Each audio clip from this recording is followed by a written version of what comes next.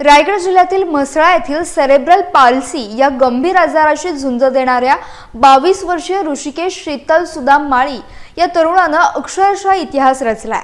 महाराष्ट्रातील सर्वाधिक उंच असलेल्या 1646 मीटर उंच कळसुबाई शिखरावर पोहोचून त्यानं तिरंगा फडकवत स्वतःचं स्वप्न पूर्ण केलंय।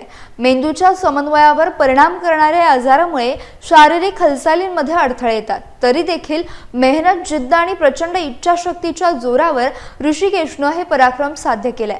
ऋषिकेश हा रसायनशास्त्र विषयातील पदवीधर असून औषधशास्त्र पदविका त्याने पूर्ण केली आहे। नुकताच तो संभाजीनगर पॅरालिम्पिक जलतरण राज्यस्तरीय स्पर्धेत तिसरा आला होता। आता गिर्यारोहणात देखील त्यानं राज्यभरात प्रेरणा देईल असा मान मिळवला। कळसुबाईसारख्या अवघड, कठीण आणि उंच शिखरावर सेरेब्रल पाल्सीग्रस्त युवकानं अशी मोहीम पूर्ण करणं हे दुर्मिळच मानलं जात आहे।